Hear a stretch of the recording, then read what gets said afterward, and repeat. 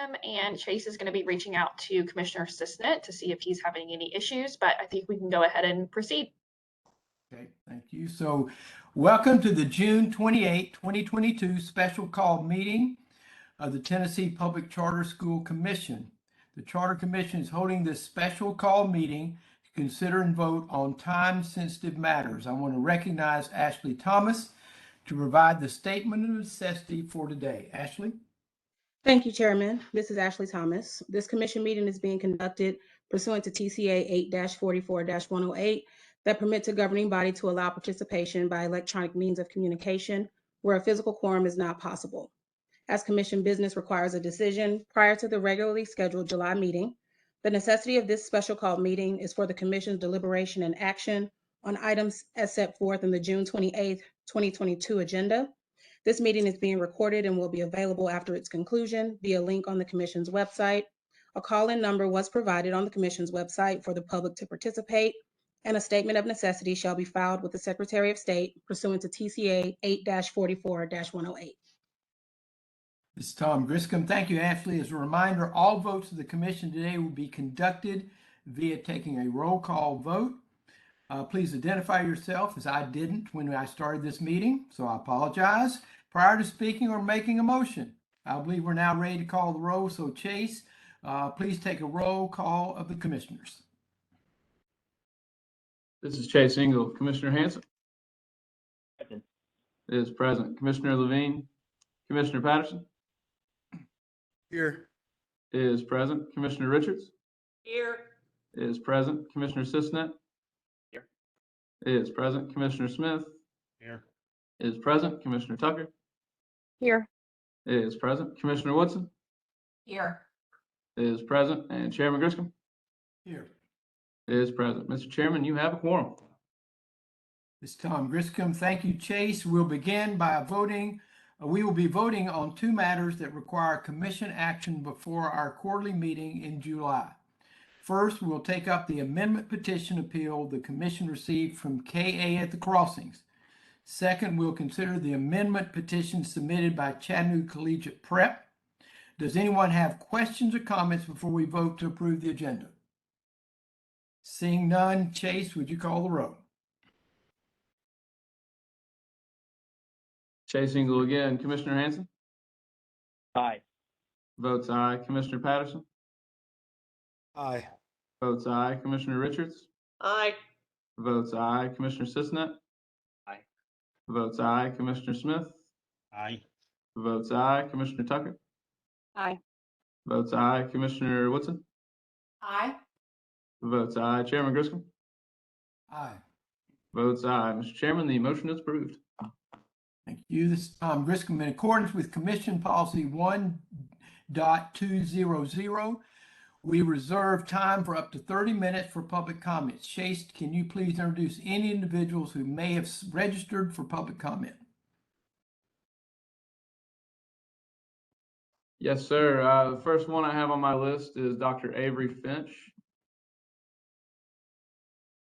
And Dr. Finch, if you could just state your name before you begin, please. Okay. Dr. Avery Finch. You'd like for me to proceed? Yes, sir. Whenever you're ready. Okay. Good morning, commissioners. I'm Dr. Avery Finch, and I'm the brand new principal at Knowledge Academies. I rise today to encourage you to vote yes on our emergency amendment appeal. The best way for me to tell you why is to tell you of my own journey to KA. I'm a lifelong Nashville public school educator. For many years, I've worked with Metropolitan Nashville Public Schools. My most recent post just prior to KA was an assistant principal at Stratford STEM Magnet High School. I also served as dean of students at John Early Museum Magnet School, where I also was an instructional technology specialist. I began my career in the classroom as a CTE teacher at John Early. I also coached girls soccer and boys basketball while managing the build out of the technology lab. My Bachelor of Business Administration is from Tennessee State University, and my Doctor of Education is from Trevecca Nazarene University. My calling is to educate kids and succeed in public schools as the great leveler of our society. My experience in public education has taught me that the kids who need us the most also require the most innovative approaches. Our families also know this is true. but too many can't afford the advantages of private schools. Parents, grandparents, too, are searching for options. Nowhere is this more important than in our community here in Antioch, Tennessee. And that's why I joined KA. Our school is making tremendous academic progress right now, faster than any MNPS zone school. But that's not all. Before I made my move, I wanted to be sure KA had the operational know-how and financial stability to make long-term success a reality. And I was convinced. Our parents are convinced too. Enrollment's on the rise again here at KA. And we see, and the parents see a bright future ahead of us, and I do too. This charter amendment you are considering will allow us to make further operational improvements, allowing all of us to spend more time focusing on the classroom and on instruction. And we'll be able to grow with Antioch. I know my time today is short, so I'll close with this. I know the kids and families of Nashville who need us, and they need me, and today they need you. Please vote yes on our emergency amendment, and thank you very much.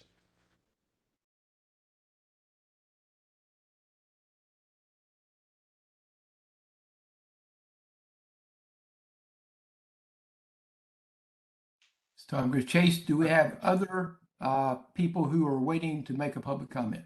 Sorry about that, Chairman Griscom. We were having some technical difficulties, but Mr. Bristol, whenever you are ready, you may begin.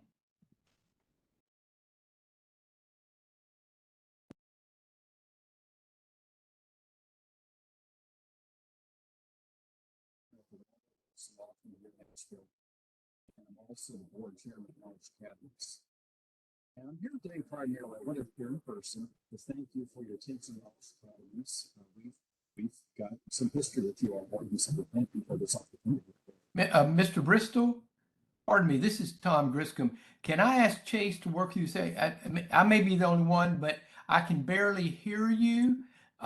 So we'll let you start over, but Chase, can you check with Mr. Bristol and make sure that we're able to hear what he wants to share with us? Yeah, is this Sir, better? I get closer? yes, Yes, that's perfect, sir. If you'd like to restart. Okay, thank you. I'll just lean up here. So thank you. Members of the commission and Madam Executive Director, I want to thank you for this opportunity today. My name is James Bristol. I'm a partner at the law firm of Walter Lanston here in Nashville, and I'm the chairman of the board of Knowledge Academies. Here today to thank you for your attention to Knowledge Academies, and also want to thank your staff, especially your Executive Director, Tess Stovall, for recommending approval of our emergency appeal. I am appearing to you in person with a written statement because I wanted to tell you personally about the difference that today's amendment will make for our students. This is been a long story. You know our story. We've been in operation for 10 years. And in 2019, we had a difficult event, and thanks to Commissioner Tucker and her colleagues, the State Board of Education stopped the district's effort to close us in 2019. Before the events that led to that effort, Knowledge Academies had over 900 students.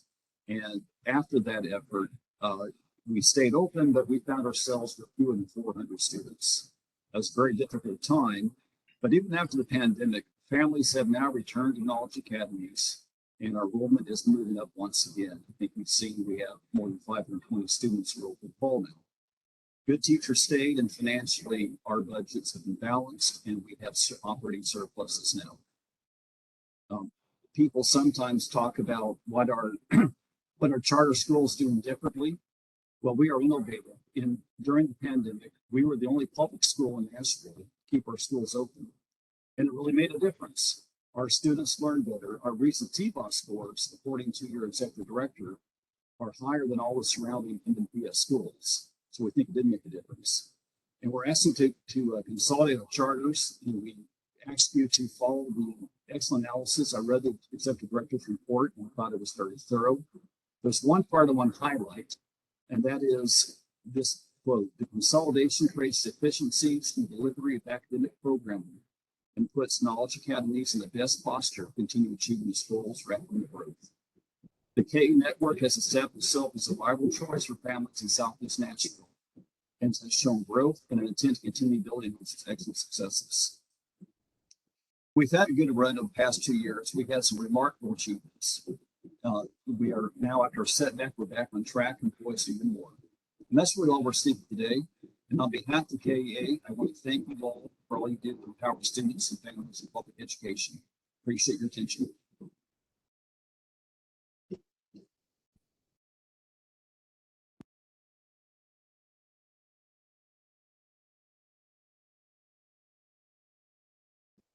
So this time is Chase. Do we have other people wanting to make a public comment? That's the end of public comment, sir. Thank you. This is Tom Griscom. Thank you, Chase. And we're now ready to move into the amendment petition appeal for Knowledge Academy at the Crossings petition. Our first item will be a vote on the KA at the Crossings amendment petition appeal. Before I recognize Tess Stovall and Beth Figueroa to discuss this appeal and provide an overview, Chase, are there any statements from the two parties that will be read into the record? Yes, sir, Chairman Griscom. There is a statement from, this statement right here, excuse me, is from Metro Nashville Public Schools. Okay. Dear members of the commission, MNPS respectfully requests that you reject the executive director's report because it is logically flawed. As a threshold matter, the commission must decide what qualifies as an emergency. Is it, as the commission's general counsel stated, akin to an act of God, or is the bar so low that a decision by the Nashville board in the renewal process, one contemplated in Tennessee code, can serve as an emergency? Knowledge Academy in their emergency amendment application stated the claimed emergency. The urgency for this petition is that during the renewal process, the MNPS Board of Education voted to non-renew KA Middle School. But the remedy for denial is to appeal the decision to the commission. KA did that, and then KA voluntarily withdrew that appeal after its presentation to the executive director.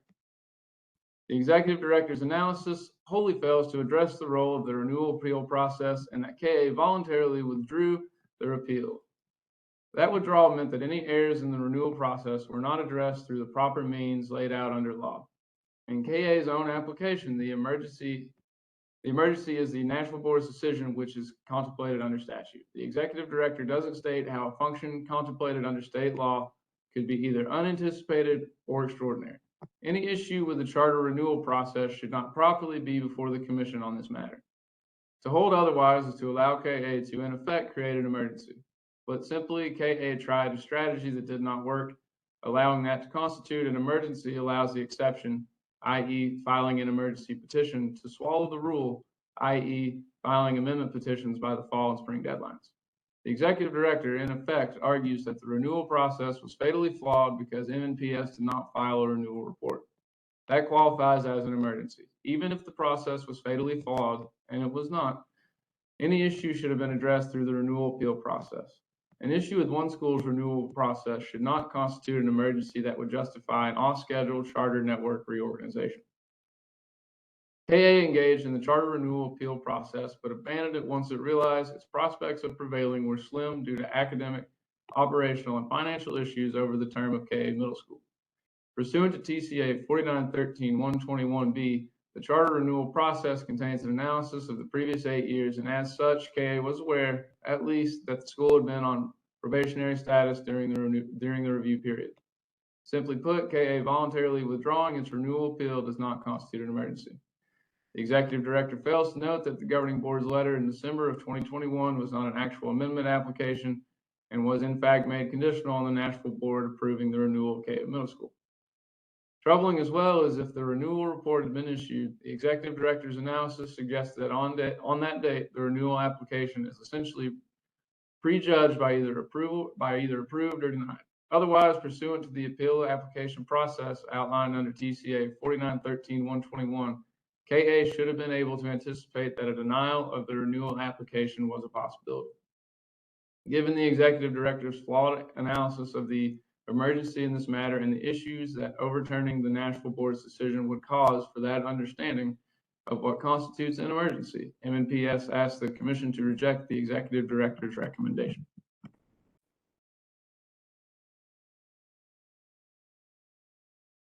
This is Tom Griscom. Thank you, Chase. Is that the only statement to be read in the record? Yes, sir, that is all. Thank you. So Tess and Beth, are you ready to present the appeal to the commissioners?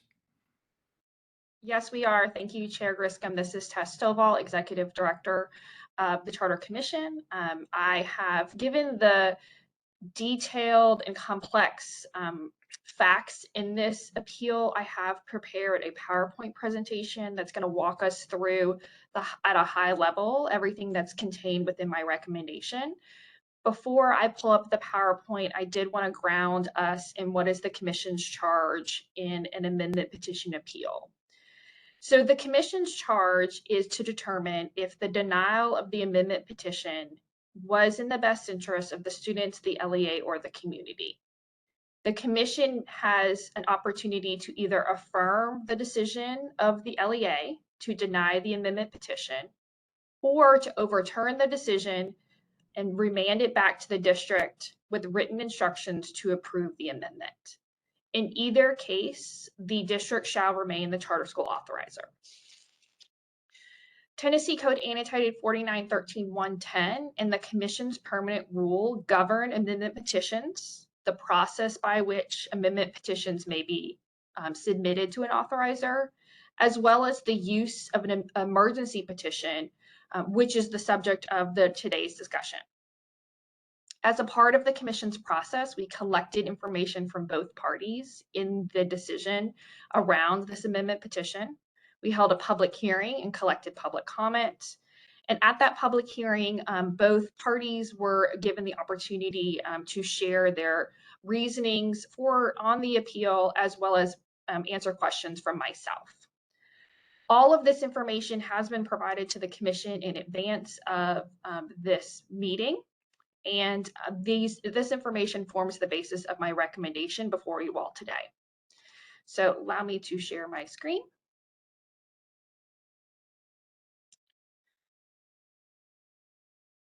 So I want to ground us right now in the context of this amendment petition because there are 3 schools that are under the Knowledge Academy umbrella. And so throughout both the recommendation and this presentation and our conversation, want to make sure we are distinguishing about which charter agreement we are talking about. So there are 3 separate charter agreements that are under the Knowledge Academy's governing board. All 3 of them have a charter agreement with Metro Nashville Public Schools. All 3 schools operate within the same campus and within the same facility. There are no material differences between the 2 middle schools, and they essentially act as if they are one school, serving grades 5 through 12. They share staff, they share a principal. They do have 3 separate school numbers, but in essence, they are acting as if they are a 512 school. Here is a table that lays out the 3 separate charter agreements, when those charter agreements began, and the grades currently served and the maximum enrollment. So the total maximum enrollment currently across all 3 agreements is 1,112. My recommendation includes a very extensive procedural history that was shared as a part of the record and as a part of the public hearing, going all the way back to the initiation of the charter agreement, the 2019 revocation proceedings. But for the purposes of this presentation, I did want to start to discuss that Metro Nashville Public Schools had placed all 3 schools on a probationary status after the revocation proceedings of 2019. And as of December 2020, had removed all 3 schools from probationary status. The first school under the Knowledge Academy's umbrella that was up for renewal was Knowledge Academy Middle School. And in accordance with statute, was required to submit a renewal application on April the 1st of 2021, in which the governing board did do so. However, what is also in statute and was referenced by the Metro Nashville Board of Education statement is that the district is required to provide a renewal performance report at least 3 months in advance of the renewal application to the governing board regarding their overall performance over the tenure of the charter. This report was not presented to the governing board. And this is something that MNPS acknowledged through the proceedings of the renewal. In November of 2021, the Knowledge Academy Governing Board was notified by the Office of Charter Schools at MNPS of the non-renewal of Knowledge Academy Middle School. It's important to note that between April 1st and the submission of a renewal appeal and the November notification, there was no communication between the two parties regarding the status of the renewal application. Once KA had been notified of the non-renewal recommendation, they did raise with MNPS that there was a failure to follow statutory requirements. And MNPS acknowledged this, that their lack of performance report, and according to the record of the public hearing, offered and said to KA, what remedy would you like regarding this failure to align to statute?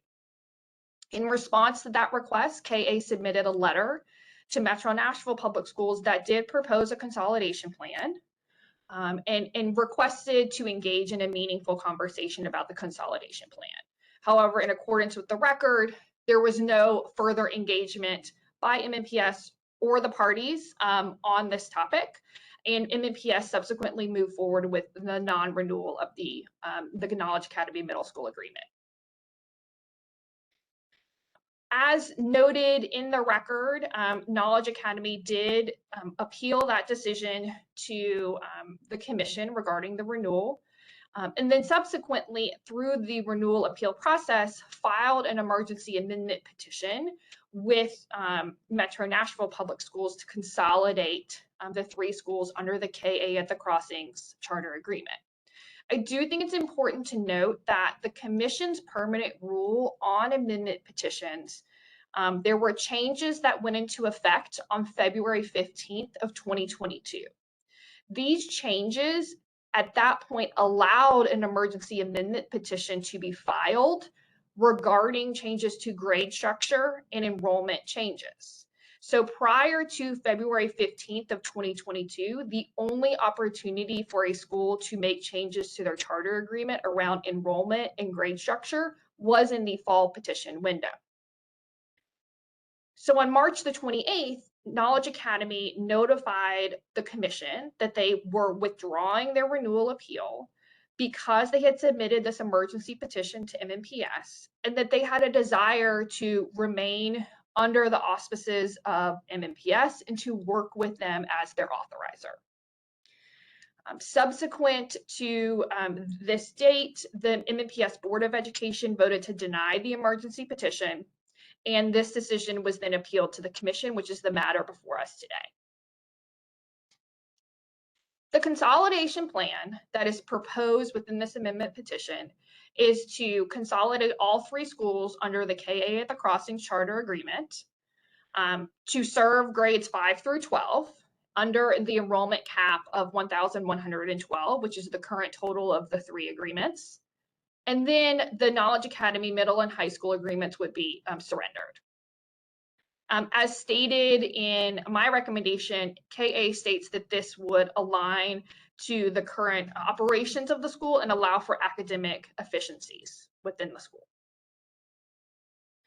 So MNPS noted 3 reasons for denial, and I'm going to walk through those each and also share what we found in the record when we reviewed all of the materials. So first and foremost, the district stated that the governing board was ineligible to use an emergency petition and that it didn't meet the threshold for an emergency. I do think it's important for the commission to understand why back in October, the commission staff presented changes to the commission rule, specifically around emergency petitions and specifically around the use of emergency petitions in enrollment and grade structure that we're talking about today. Prior to the change in the commission rule, the only opportunity to amend a charter agreement around enrollment and grade changes was in a fall window of time with a specific deadline. The reason that this proposed change was brought to the commission and ultimately included in the permanent rule was because we heard from both authorizers and operators that there were things beyond either party's control around timeline or situations that necessitated the use of an emergency petition around enrollment and grade structure changes. Yes, the fall petition window is meant to capture the majority of changes in these types of petitions. However, we recognize that there are situations that would deem the need of an emergency petition outside of a designated window. And we at the commission needed to make sure that we had a process and procedure that authorizers and operators could work together and make those changes outside of the fall window. So as stated, the only other option other than an emergency petition in this case would be a fall petition window. And MNPS stated that the operator should have been aware that a non-renewal was coming and had used the fall window to propose a consolidation request. However, as I've previously stated, there was no renewal performance report provided to the operator, and when the operator found out regarding a proposed non-renewal, it was past the window for the fall timeline. So at this point in time, after we have passed the October 1st deadline, the only other opportunity for an operator would be via an emergency petition. And I will say, given the circumstances regarding this appeal and the facts in this case, between the council, our general counsel, and I, we determined that this could be an appropriate situation in which an emergency petition could be used, given the fact that the outlined deadlines did not align to all of the facts that were going on in this situation. The second reason included by MNPS was a lack of the school's attention to the English language learner population. This is a reason where the commission staff was unclear about what reasonings went behind this for MNPS. Throughout the public hearing, MNPS was clear that they used the emergency petition issue as a threshold issue. And because they determined that the emergency petition did not meet the definition of emergency, they stated that they did not consider other academic results of the schools when considering this emergency petition. However, it was listed as a reason for denial when they communicated their denial to the governing board. So at the public hearing, it was discussed based on the executive director's questioning that the operator does have a higher TVOS based on the most recent data that is publicly available than surrounding schools in the area, as well as proficiency rates are higher than the surrounding schools in the area. And as I've noted, that the intent here is to streamline academic efficiencies within the schools. And the final reason for MNPS's denial was that there was not a need to increase the enrollment of KA at the crossings in the charter agreement. I do think it's important, as I've stated before, that the proposed amendment petition maximum enrollment equals the current agreements, the sum of all of current agreements. KA has confirmed, as it was stated in the public hearing, that they are nearly fully enrolled for the 22-23 school year with significant active waiting lists and interested students. And I do think it is important for the commission to note that the enrollment has been going up over the last 3 years after the 2019 revocation proceedings. Prior to 2019, the combination of 3 schools enrollment was close to 900 students. So my recommendation that has been presented to you all today is to overturn the district's decision to deny this amendment petition and to provide written instructions back to the district to approve the amendment petition. I think what is very clear throughout this record is that it is incredibly important for there to be strong and clear communication between an authorizer and an operator, and for there to be alignment to the requirements in statute.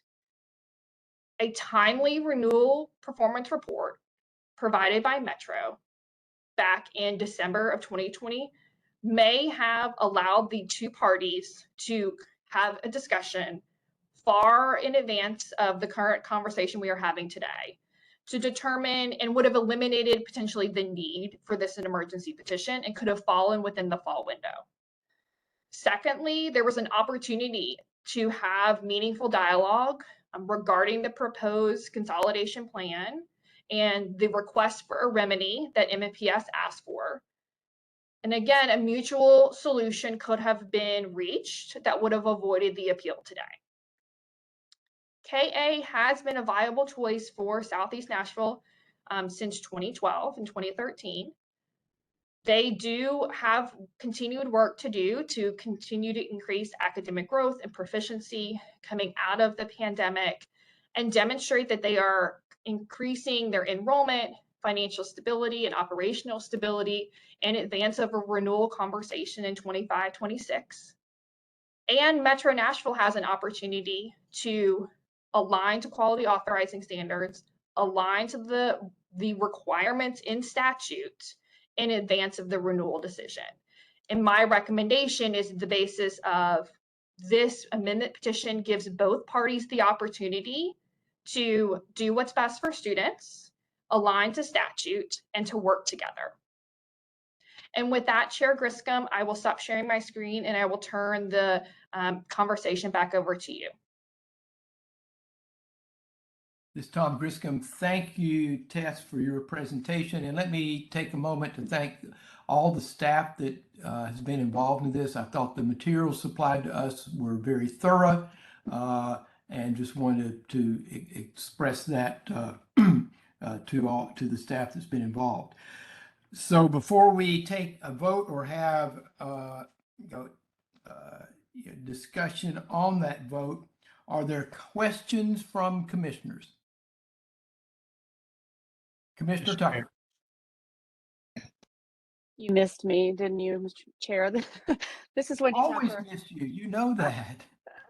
I just have a few questions. So I want to start by saying I know that the board chair spoke. I did have the opportunity to get to know the folks at Knowledge early on.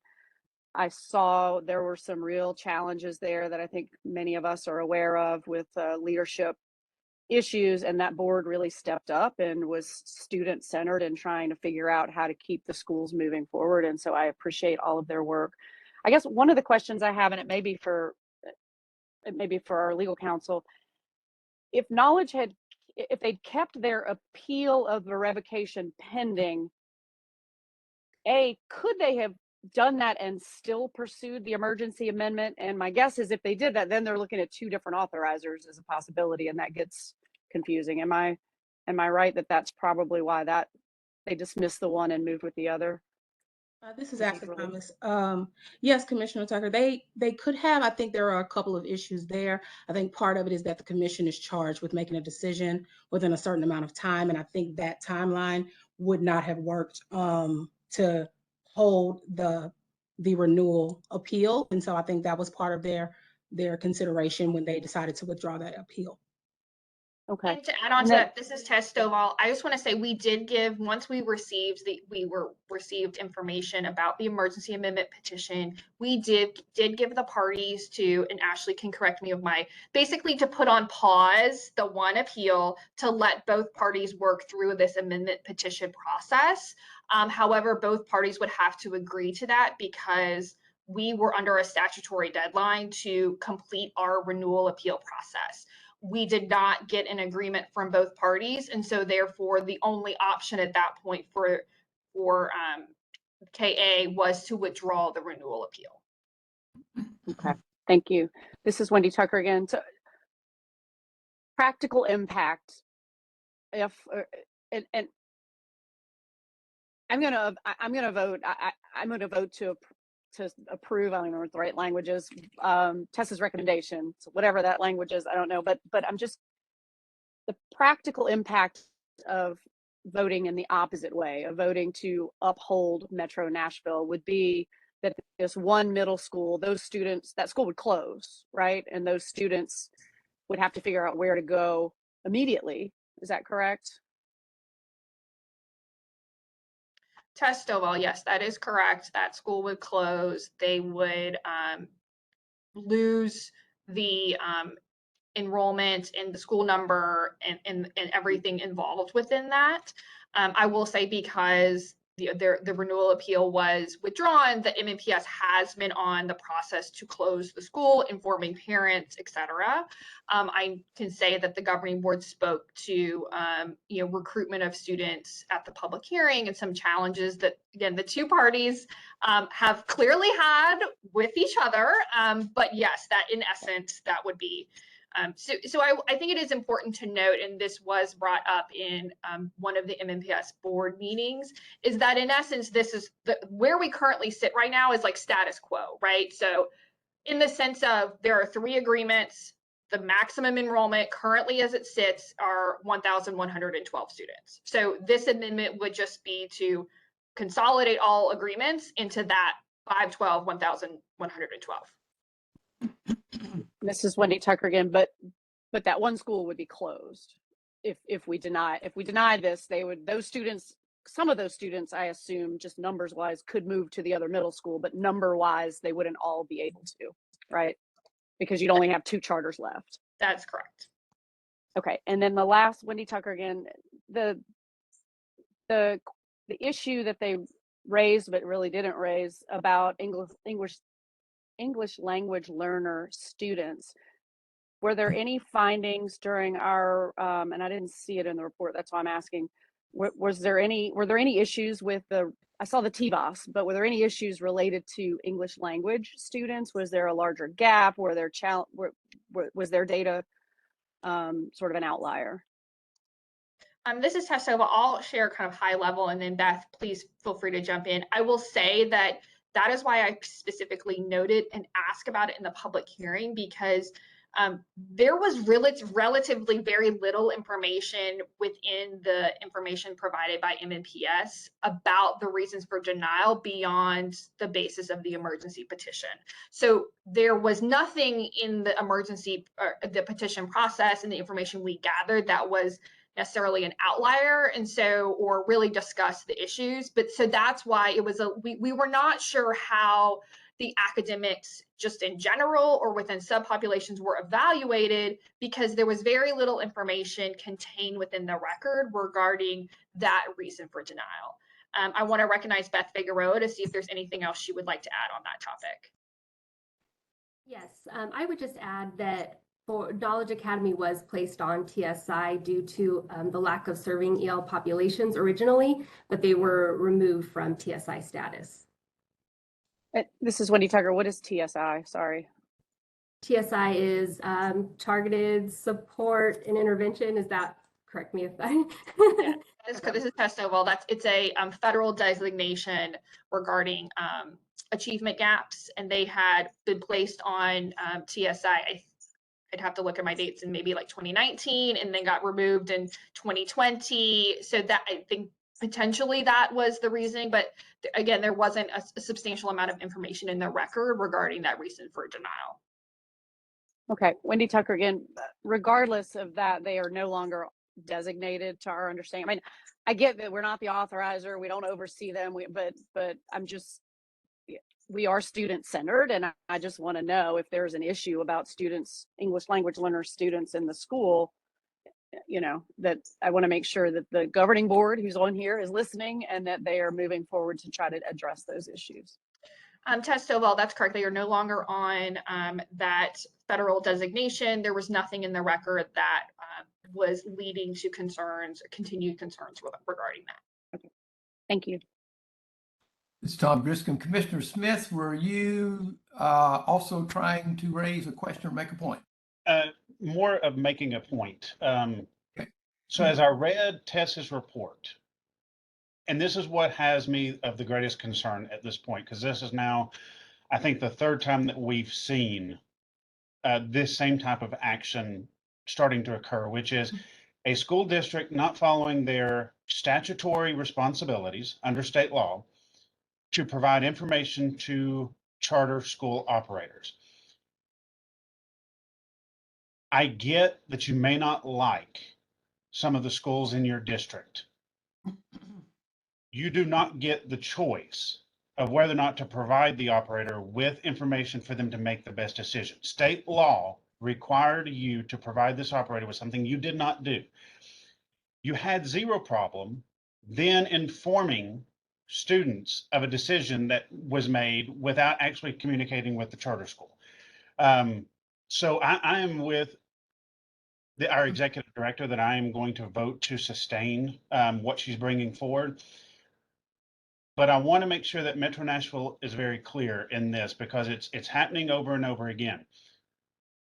If you want to try and use timelines, that will also end up hurting you in the long run, because the ultimate arbitrator of all of this for us, for you, is the Tennessee General Assembly. And I can tell you that they are looking at what is happening and how things are starting to progress with school districts around the state. So my advice to Metro Nashville is to quit playing games, communicate with your schools, make sure they have the information. If there is a legitimate concern of a school, we will hear that. We will take that seriously under consideration. But so far, what they have provided us is more of just they're beating sand. They didn't actually provide us with anything that the school did wrong, as Tess laid out very clearly in her report. So it's more of just quit discriminating on these public schools just because you don't like them. This is Tom Griscom. Do I have other commissioners who want to speak?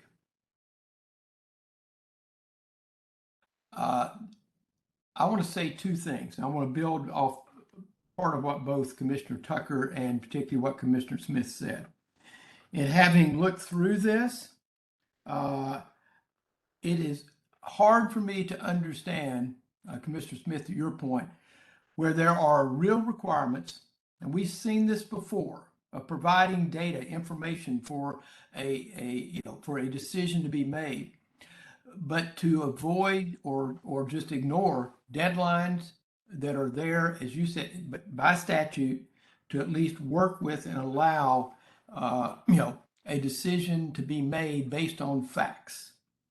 And I do hope that there is a wake-up call. And there's an understanding that these deadlines are there for a reason, and the information that you're supposed to provide is there for an operator to make a good, sound decision when it comes to educating children in this state.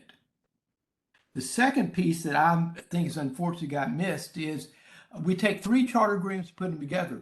The 11, the number that's in there right now may be exactly the right number. And I saw where KA has now gone out, brought in some new people to recruit, to identify students, and they have a waiting list. But it is unfortunate that we didn't have, and that Metro Nashville didn't take the time to at least sit down and say, is that the right number? I mean, based on the agreements, it is. They didn't go up, they just put them together. But I hope that number is right. And it's unfortunate that there was not a discussion at all trying to talk about and determine, is that the appropriate number? It might be less, might be the same, maybe it goes up. But that to me was something also that got missed here, is that kind of a discussion that really sits down and looks at the fundamentals, the performance, and again, what the projected going forward numbers ought to be. So I just wanted to put that in the record too. So are there other commissioners that have anything they want to say before I call for a motion? Seeing none, do I have a commissioner that wants to make a motion?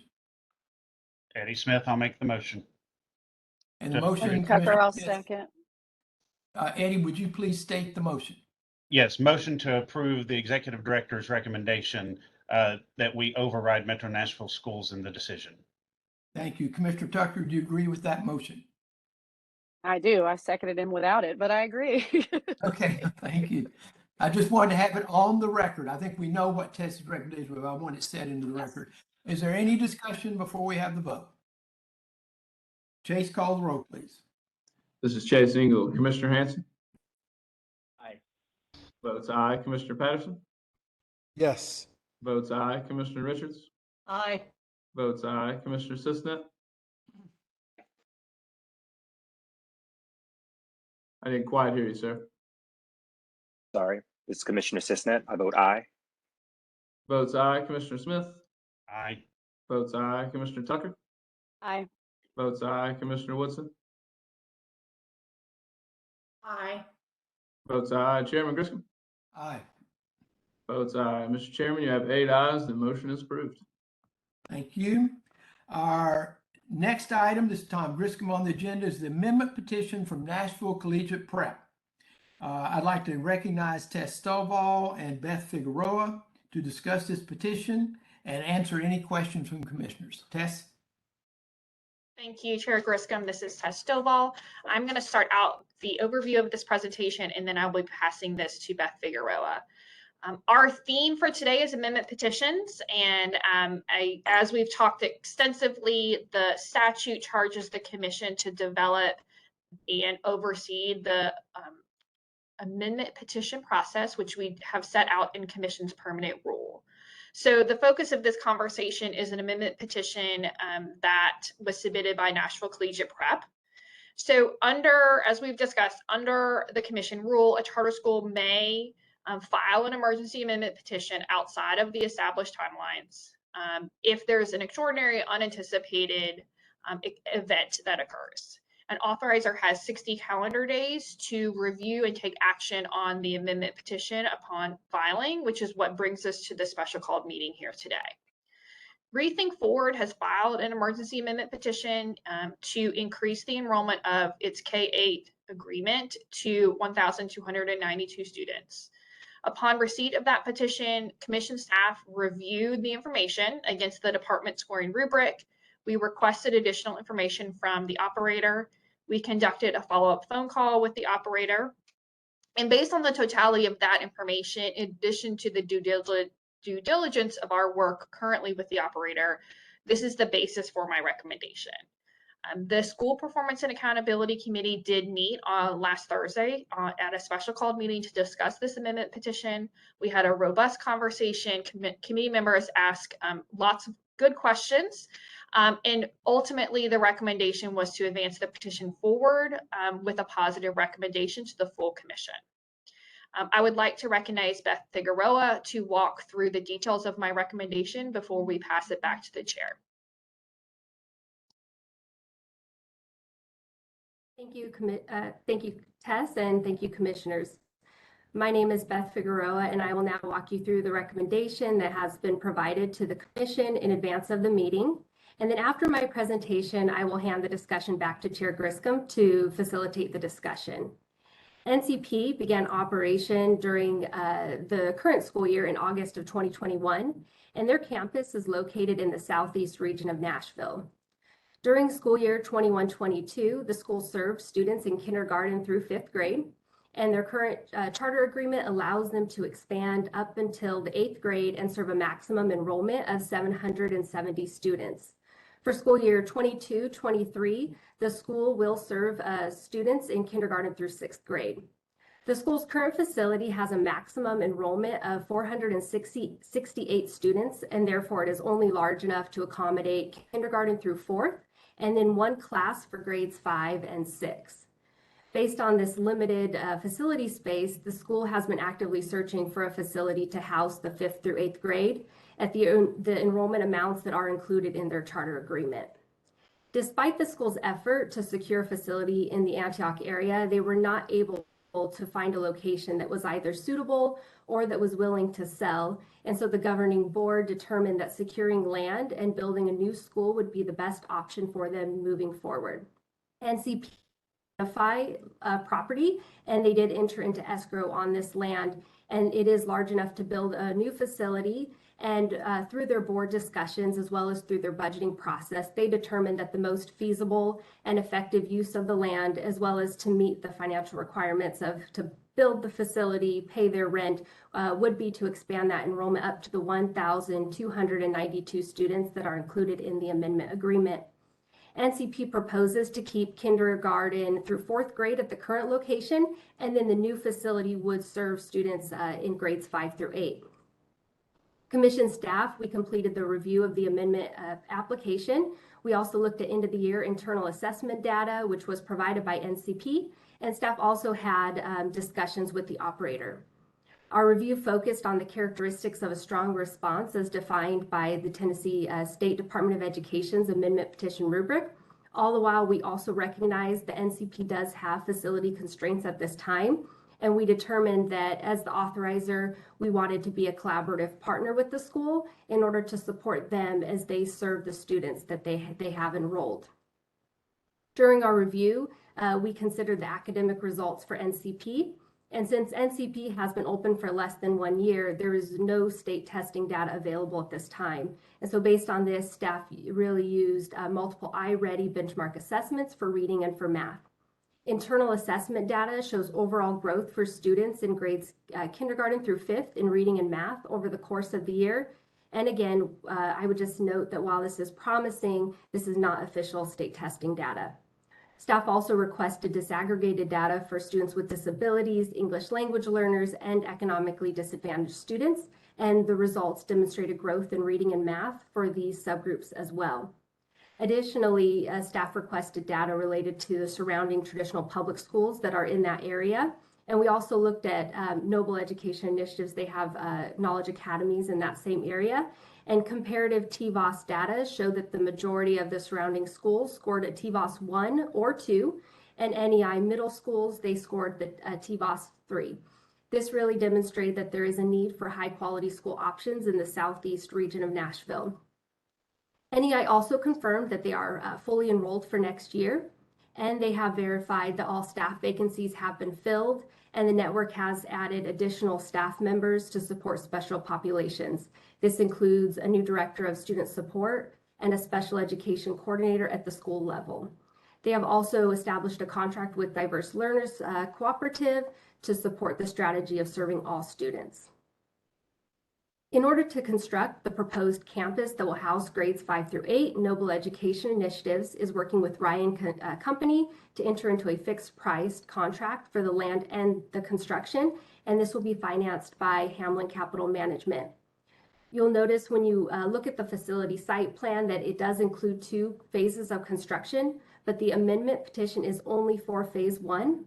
And the budget indicates that the proposed enrollment of the 1,292 is sufficient, and it generates a sufficient revenue, I should say, to cover the cost of the lease.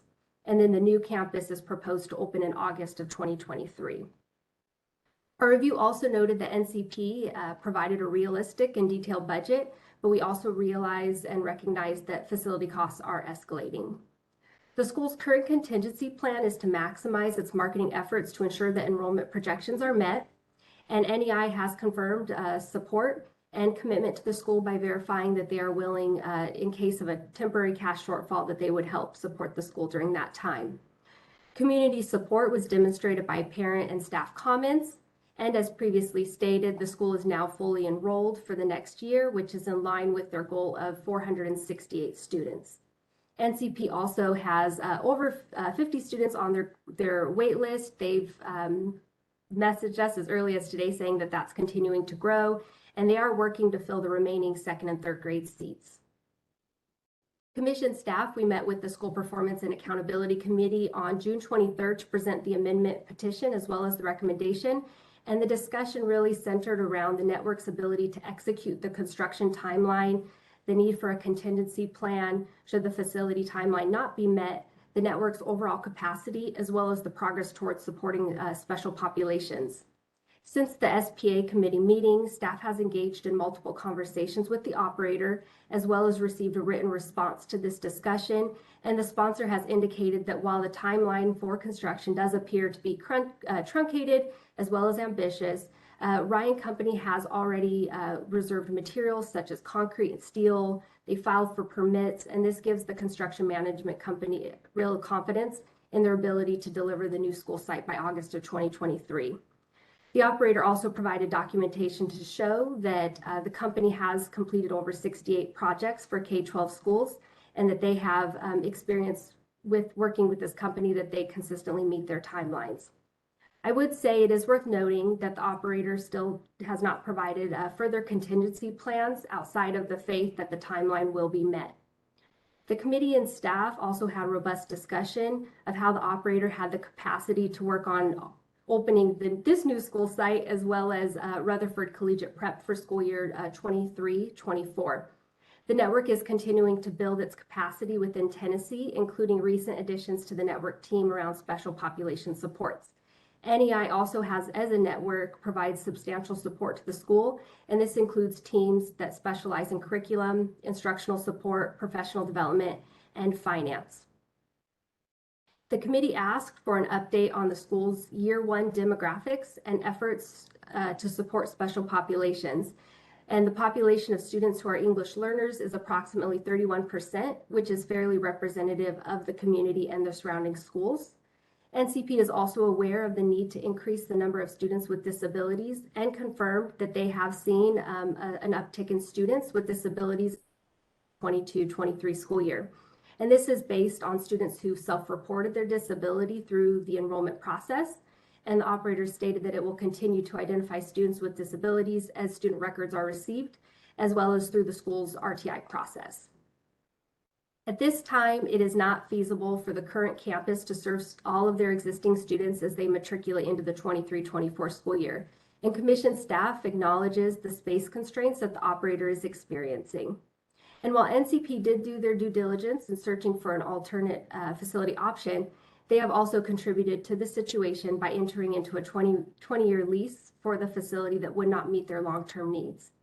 This puts the commission in a position where we must consider an emergency amendment to correct a situation that in essence was created by the school's lack of long-term facility planning.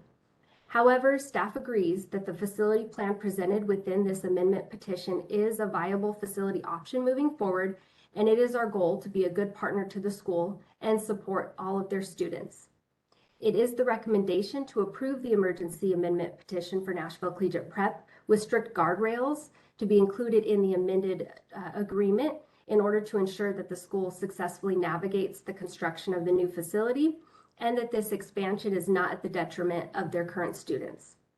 The proposed guardrails includes additional accountability surrounding the school's enrollment as they grow towards full enrollment. So any variance above 10% of the projected enrollment would be considered a material change and could require an amendment to be brought back in front of the full commission for review. Also, over the next year, NCP will also be required to complete a pre-opening process, which would be overseen by commission staff. And this will include oversight of the facility construction, as well as regular monitoring of their enrollment and their staffing. Commission staff will also conduct quarterly monitoring related to the services to special populations, and this will be reported to the governing board. At this time, I'm happy to take any questions you have regarding the NCP emergency amendment petition or the recommendation that has been provided. Commissioners have also been provided a red line amended charter agreement that aligns with this recommendation, and we'd be happy to take questions on that as well. This is Tom Griscom. Before we open up broadly, Beth, let me ask Commissioner Richards and Commissioner Cisnet, who are members of the School Performance Accountability Committee, if they have any comments they would like to make and share with the other commissioners. This is Commissioner Richards. We spent a considerable amount of time in our committee meeting, and I'm grateful to Commissioners Griscom and Cisnet for their help in reviewing this request. None of us is overjoyed with the problem that is presented because of the lack of long-term planning from a facility point of view by this operator. On the other hand, we have the facts that we have in front of us, and they have come up with a viable plan to have a facility in place by 23-24. It's going to take some very tight work on getting that building done. I mean, we're almost in July of 22 right now. But that being said, it is a viable timeline. We have a firm commitment. We have the guardrails, and the consensus of the committee was to recommend that we approve this amendment. So I think that's a big piece of it. We're also very concerned and will be monitoring closely the commitment to address the services being provided to special populations by this operator, and made it very clear that that was an important part of our consideration as we move forward with this. And with that, I'll turn it over to my fellow committee members for whatever input they have. This is Commissioner Cisnet. I think Commissioner Richards summed it up well. I have nothing else to add. Thank you. Let me now open it up, this is Tom Griscom, to other commissioners who want to make a statement or ask a question.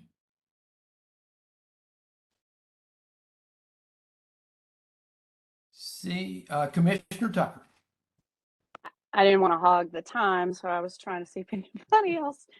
So I just want to make sure I understand sort of the broader issue. My understanding is the operator is seeking to almost double their enrollment maximum allowed because of a facility issue. Am I like saying that? I mean, that's simplifying it, but they can't fit in this facility, so they need to build a bigger facility, so then they need more students. Am I getting that right? Yes, this is Beth Figueroa, just to speak to that, Commissioner Tucker. So the school, in order to have sufficient or generate the sufficient revenue to cover the cost of the facility, they came to the number of 1,292. And so when looking at it in just a greater context, we know that KIPP Nashville is also out in that area, and they serve 750 elementary students, and their middle school serves 544. So for a total of 1,294. So essentially, the NCP would be similar in size to our KIPP schools. Thank you, Wendy Tucker. But so I just want to make sure I'm understanding that the issue isn't driven by need to serve students, therefore we'll build a building. It's need to build a building, therefore we need more students. That's what I'm hearing. Correct. They need 1,292 students to have sufficient reserves to cover that cost. So yes, to build a building. Okay. So I have a couple of other questions related to students with disabilities. 4% of 322 students, which was this past year, was, if I'm doing the math, like 12.8. I'm assuming it's 13 students, correct? They had 13 students with IEPs in this last calendar year? Correct. Okay. And so when I looked this, do I need to keep saying my name, Chair, each time I back and forth? It feels awkward. Okay. So when I looked at the appendix, and I want to make sure I understand it, they did an internal assessment. They conducted it 3 times during the course of the year, correct? Correct. And the sort of the benchmark was whether the student was placed in Tier 1, full general education, no extra supports, right?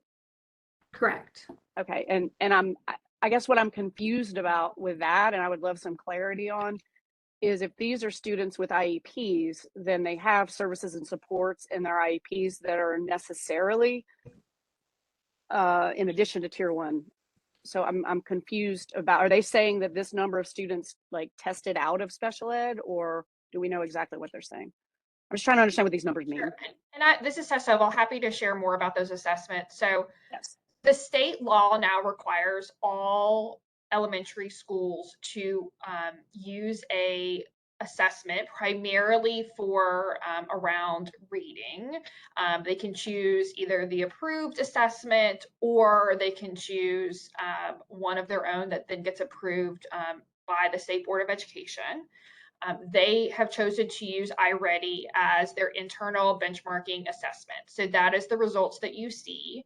The results are not that any student would necessarily test out of special education or services, but more based on the results that they saw, they would be equivalent to what would be considered Tier 1 instruction, Tier 2 instruction, et cetera. But certainly the school would be using its special education process to exit students, evaluate students. But I will also say through the RTI process, one of the primary indicators of a student who may need services is utilizing these universal screeners and these benchmarks. So they are utilizing this data to potentially identify students that may be eligible for an evaluation or additional supports through this data as well.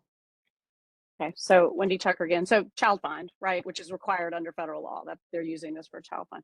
So if I did the math right, which, feel free to tell me, they started the first benchmark for ELA. There were 2 students with IEPs who they considered tier 1, and I'm still not clear on what that means, but regardless, that's their benchmark.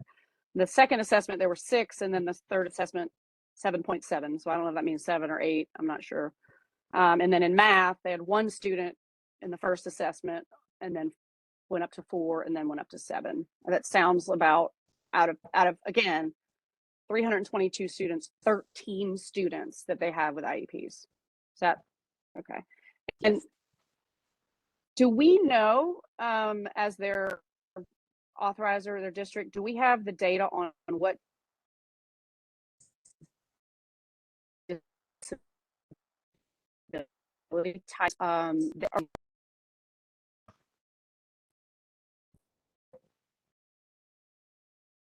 Wendy, you cut out and you're spinning. Am I back? You're back. Can you hear me? Okay. Yes. My question was, I don't know what you heard. Do we have data on what disability types are represented by those 13 students? Testoval.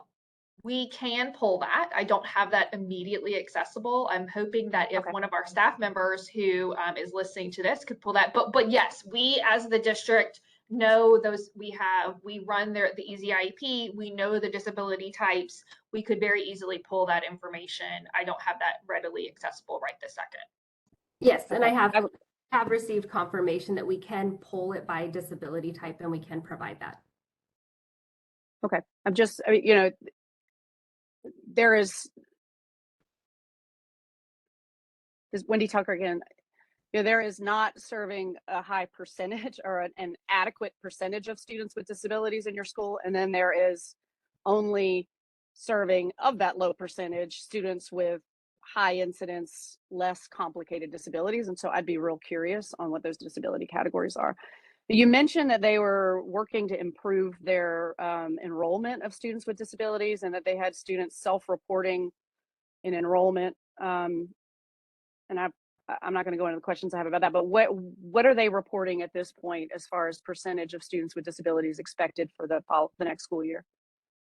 Yes, our current calculation based on the number of students that they have verified at this time still remains at 4%, but they still are receiving all of the necessary paperwork. So the school is anticipating that that will go up, but we are not able to verify what the exact percentage will be once they enroll and have students go through the RTI process.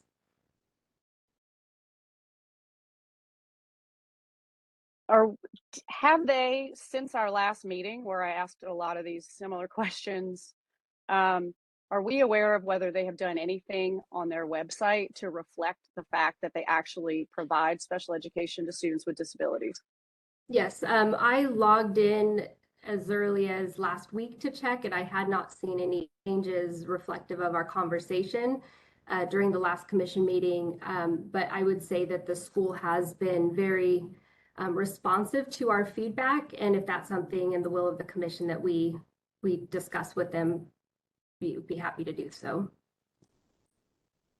Wendy Tucker again. It is very hard to attract students with disabilities when the term special education does not appear on your website, other than in the discipline section that says students with special education students get certain due process protection. So I appreciate that while they want a better building and so they're increasing their enrollment to get there, that they're claiming they're going to serve more kids with disabilities. But I have a real problem with this. I'm going to say something positive. The Diverse Learners Collaborative is an incredible organization. Full disclosure, I am their founding board chair, but the work that they are doing with schools who are educating kids with disabilities is great. But you have to have the kids in the building, and you have to have the mindset that you want to educate those kids. And I don't see either of those things here. I believe that the best power an authorizer has is on the front end.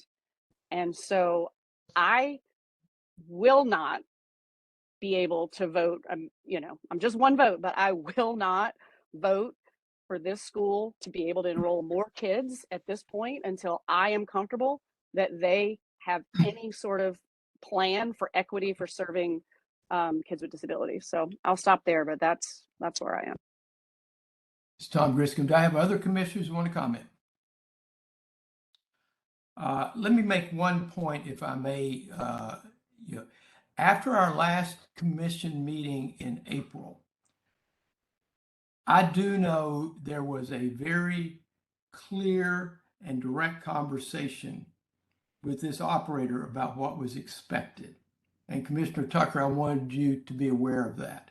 And that did include that there has to be more of an outreach than what you had shared at our April meeting. And that is the only reference is in a disciplinary aspect. I'm a little surprised, Beth, to hear your comment. I thought they had done some things. I would hope that after whatever we end up doing here, would ask you all to go back and one more time say to this operator, this is a priority item and it needs to be fixed.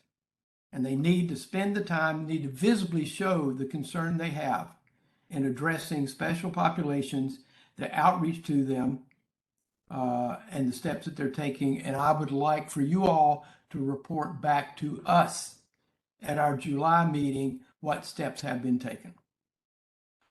Do I have other commissioners who want to make a comment? Mr. Chairman, Jamie Woodson, along those lines and to Wendy's comment, are there other opportunities that the commission will have to engage with this operator and school beyond this vote? I know that we had conversations in April related to, there were key markers they agreed that they would comply with the commission's recommendations and that if the commission's leadership and commission agreed that opening would be on schedule. I'd just love an update on that to understand if there are other opportunities for the commission to engage in this in a real way. This is Tess Stovall. Thank you, Commissioner Woodson. As a preview for our July meeting, we are actually planning to give you all an update on the progress on Rutherford Collegiate Prep and also just general opening updates. That had planned to be a staff update. If it's the will of the commission for you all to have a representative from the operator there, should there be specific questions that you would like to have and address to them directly, we are happy to share that information to them. We do have we as a staff level have very regular conversations with them. We are actually have an end of year performance meeting scheduled with them in July to discuss their progress thus far in the performance framework and the data that we have. So that's coming up as a real kind of benchmark opportunity for all of our schools, and this one specifically. But if that's the will of the body to have them available in person at our July meeting, we would be happy to facilitate that.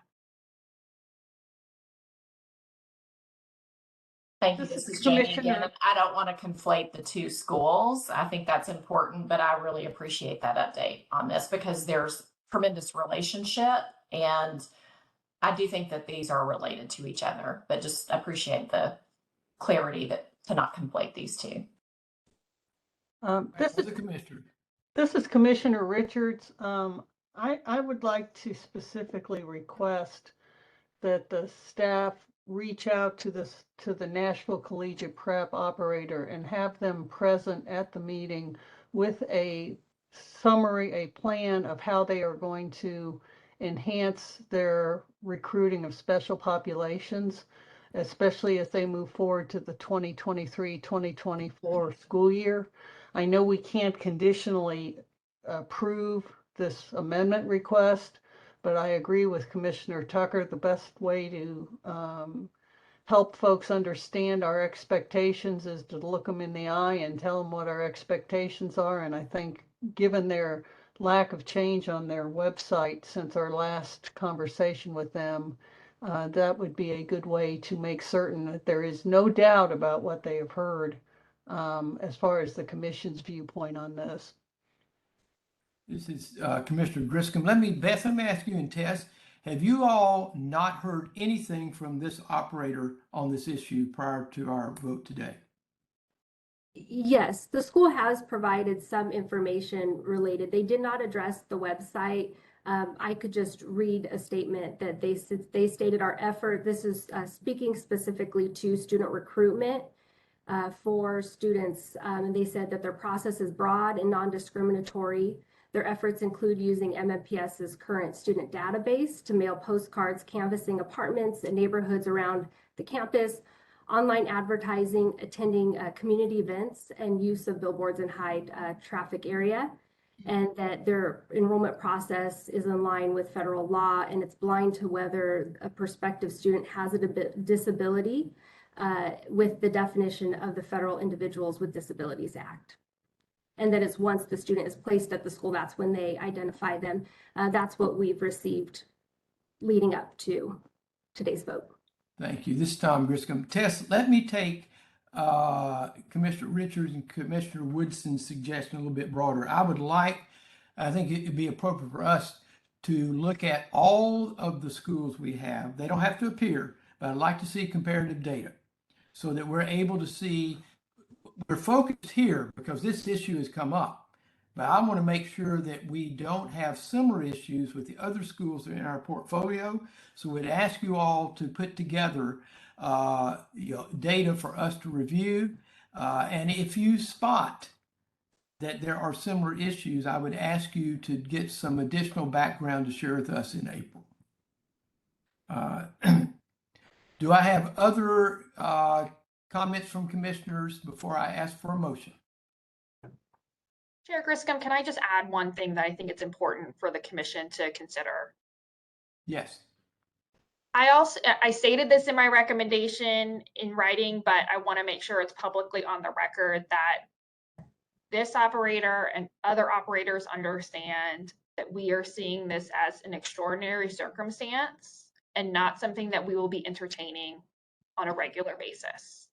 And that we expect that this operator and other operators demonstrate clear academic proficiency, growth, strong enrollment, strong financials in order for this type of amendment to be considered moving forward. We are demonstrating that we are trying to be good partners to the students in that building and understanding where we are right now. However, I want to make it crystal clear that you all as a commission, when considering additional expansions, grades, schools, etc., we will be looking for academic results. And we need to see very clear academic results. Thank you. Do I have a motion? This is Commissioner Richards. I move that we approve the recommendation of the executive director with respect to Nashville College Prep. Do I have a second? This is Commissioner Cisnet. I second. I have a motion and a second. Any other conversation, discussion? Seeing none, Chase, would you call the roll? This is Chase Engel. Commissioner Hanson? Hey. Votes no. Commissioner Patterson? Yes. Votes aye. Commissioner Richards? Aye. Votes aye. Commissioner Cisnet? Aye. Votes aye. Commissioner Smith? Commissioner Woodson? No. Votes no. And Chairman Griscom? Aye. Votes aye. I did not hear my name called, Chase. Sorry. Oh. This is Commissioner Tucker. No. I apologize, Commissioner Tucker. Fine. No. Okay. Sorry about that, ma'am. I apologize. Chairman, you got 4 ayes and 3 noes. The motion is approved. Thank you. Let me thank all commissioners for your attendance today, for the conversations. I think for our executive director and staff, and hopefully for operators who I know are on this call, that you have taken note of the discussion and the issues that are been brought up today, and the expectation from this commission going forward. Let me remind commissioners, our next scheduled regular meeting is July 29. We'll be in Nashville, and committee meetings on the day before on the 28th. Agendas and materials will be available prior to these sessions and available on the website. Do I have a motion? Do I have any other comments? And seeing none, do I have a motion to adjourn?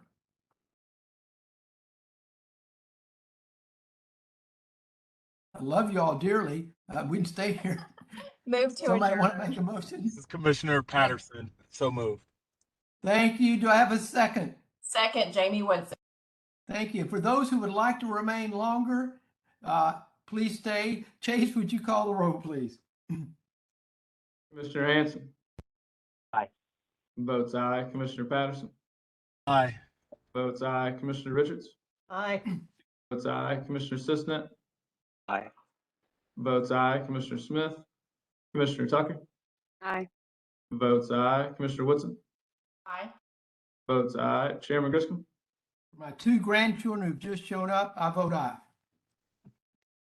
Commissioner Griscom votes aye. Mr. Chairman, you have 7 ayes. The motion is approved. Thank you. Thank you all. See you in July.